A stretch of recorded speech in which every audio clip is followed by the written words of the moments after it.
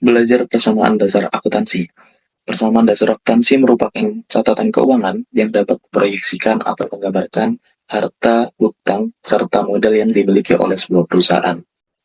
Kita lihat pada kolom berikut.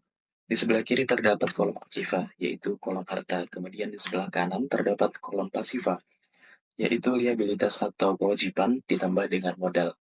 Lebih jelasnya kita langsung bahas soal.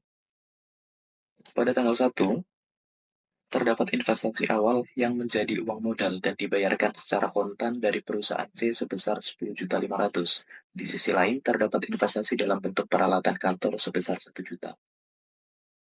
Kita lihat dari transaksi pertama, bahwasanya terdapat modal masuk berupa uang, yaitu sebesar 10.500.000, sehingga pada kas bertambah sebesar 10.500.000. Kemudian di sisi lain terdapat investasi berupa peralatan, sehingga pada kolom peralatan juga bertambah sebesar 1 juta.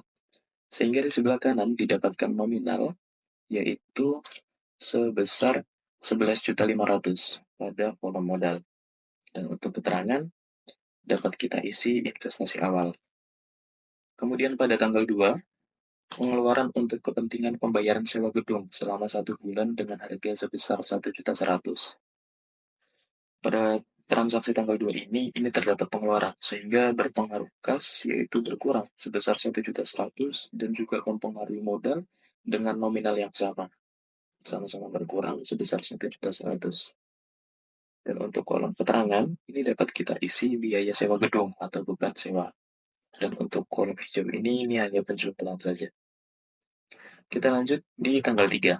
Melakukan pembelian untuk perlengkapan dengan kredit seharga 900 serta peralatan dengan harga 1.500.000. Untuk tanggal 3 ini perlu kita garis bawahi bahwasanya ada kata kredit yang artinya perusahaan membeli dengan utang.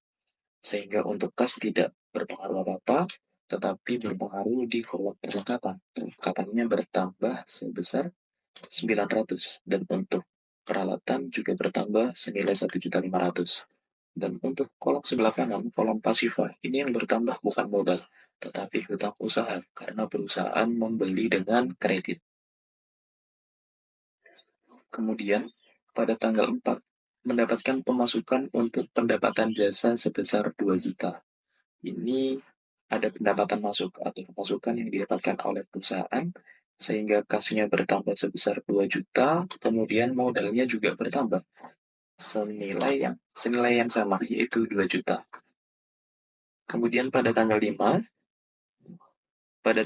melakukan pembayaran untuk tagihan listrik selama 1 bulan ke depan sebesar 250.000.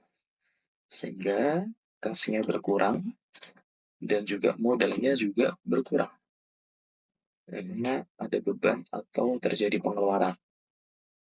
Lanjut di tanggal 6, pemilik perusahaan C membutuhkan pembayaran dengan mengeluarkan dana perusahaan untuk kepentingan pribadi sebesar 200.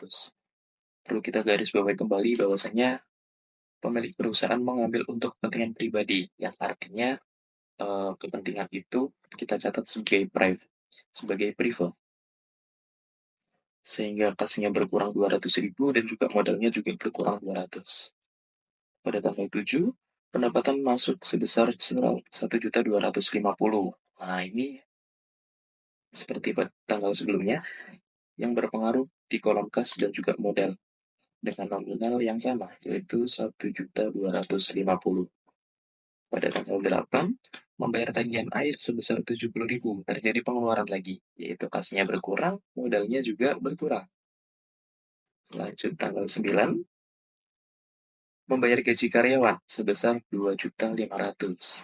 Nah, kasnya berkurang, modalnya juga berkurang senilai 2.500.000.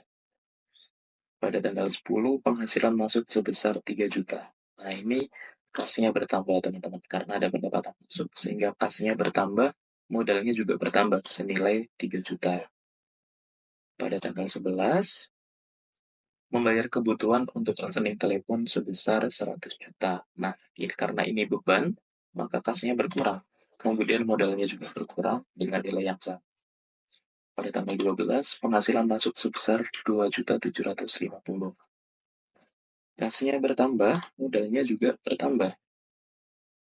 Yang terakhir pada tanggal 15, perusahaan C membutuhkan pengeluaran untuk kepentingan pribadi sebesar 150.000.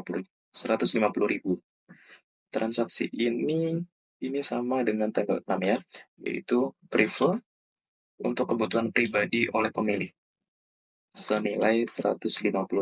Kemudian kita jumlahkan.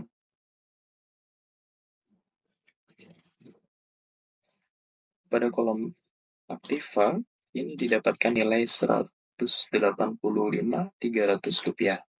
Kemudian pada kolom sebelah kanan ini juga 185.300 rupiah, atau dapat kita bilang balance ya. Jadi perlu digarisbawahi kembali bahwasanya kolom sebelah kiri dan juga sebelah kanan nominalnya harus sama. Nilai dari total keseluruhan yang didapatkan harus sama. Jika tidak sama, maka terdapat kesalahan. Entah itu penulisan angka, entah itu penulisan nominal, dan juga yang lain. Sehingga harus di cross check kembali satu persatu.